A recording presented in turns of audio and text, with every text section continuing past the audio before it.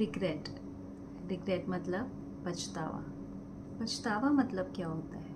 पछतावा मतलब एक समझ होती है और ये समझ आपको एक समझदार इंसान बनाने आती है और वो आपको ये समझा रही है कि देख, उस समय तूने जो किया था वो गलत था।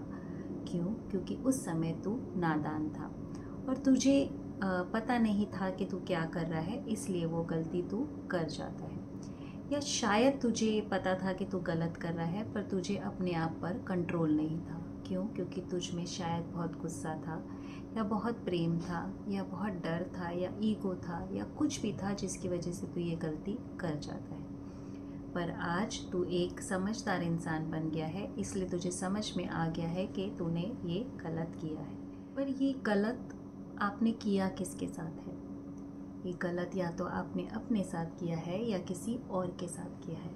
अपने साथ मतलब फॉर एग्ज़ाम्पल समझो कि आप एक लड़के हो और आप अपने माँ बाप से बहुत प्यार करते हो और उनकी बहुत इच्छा होती है कि आप इंजीनियर बन जाओ।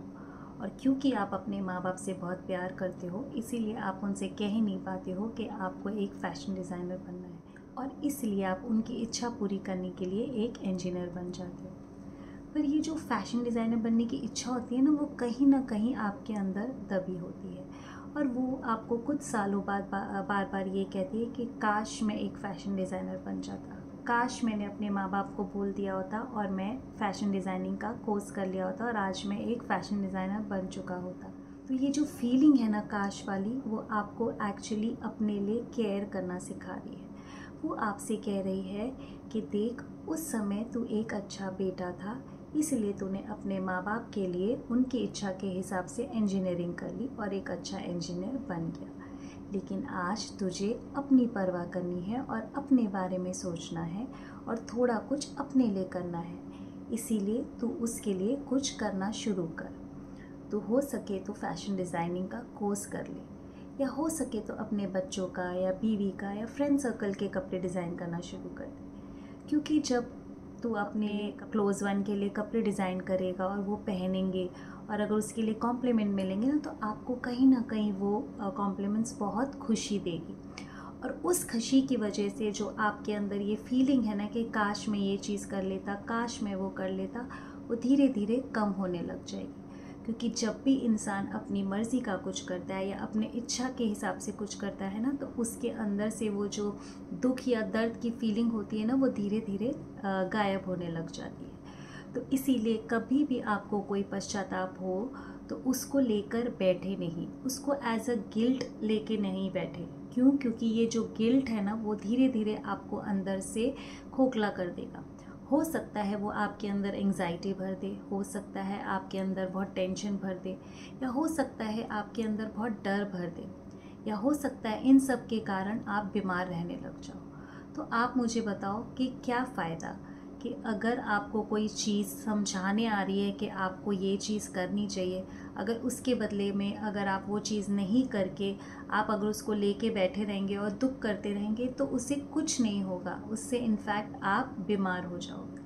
तो इससे अच्छा है कि आप एक समझदार इंसान बने और अपने लिए कुछ करने की कोशिश करें। अब हम बात करते हैं कि जब ये गलती हम किसी और के साथ करते हैं। किसी और के साथ मतलब समझो कि आप एक लालची इंसान थे और आपने इस लालच के कारण अपने ऑफिस में चोरी कर ली, और जब ये चोरी पकड़ी जाती है तो डर के मारे आप अपने आप को बचाने के लिए चोरी का इल्ज़ाम किसी और पर लगा देते हैं। और उस समय आप ये सोच नहीं पाते हैं कि इस चोरी के इल्ज़ाम के कारण उस बंदे पर क्या बीतेगी।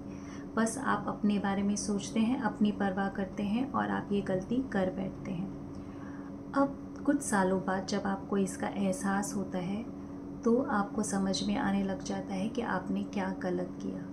तो इसका मतलब ये है कि आज आप एक समझदार इंसान बन गए हैं, आपके अंदर एम्पैथी आ गई है, आप अपने साथ साथ दूसरों की परवाह करने लग गए हैं। इसीलिए आपको समझ में आ रहा है कि उसके साथ क्या हुआ होगा या क्या बीता होगा। तो जब आपको ये समझदारी आ जाती है तो आपको सबसे पहले उस बंदे के पास जाके उसे सॉरी बोलना चाहिए, क्योंकि जब आप उसे सॉरी बोलेंगे ना, तो उसे समझ में आएगा कि आप उसके दर्द को और दुख को समझने लग गए हैं। आपको समझ आ गया है कि आपने उसके साथ क्या गलत किया है और इसकी वजह से शायद वो आपको माफ़ कर दे। या हो सकता है कि वो आपको तुरंत माफ़ ना करे। क्यों? क्योंकि हो सकता है कि आपके इल्ज़ाम के कारण उसकी नौकरी चली गई हो सकता है उसे बहुत शर्मिंदगी का सामना करना पड़ा हो, या हो सकता है उसे काफ़ी सालों तक नौकरी ना मिली हो, या हो सकता है उसकी वजह से बहुत दिनों तक घर में खाना ना आया हो, या वो भूखे ही सोए हों। पता नहीं क्या क्या उसके साथ हुआ होगा, और इन सब की वजह से उसके अंदर बहुत दुख, दर्द और क्रोध भर गया होगा। और जब वो आपको देखेगा तो ये दुख और दर्द और ये क्रोध आप पे शायद हावी हो जाए, और वो आप पे ज़ोर से चिल्लाने लग जाए, या आपको बहुत उल्टा सीधा बोलने लग जाए। पर आप उस समय एक ही चीज़ करिए कि आप उस समय कुछ ना बोले और चुपचाप सुनते रहे। क्यों? क्योंकि आपने गलती तो की है, राइट। और जब इंसान गलती करता है ना, तो उसे चुपचाप सुन लेना चाहिए और उसकी कोई सफाई नहीं देनी चाहिए, उसके लिए कुछ नहीं बोलना चाहिए।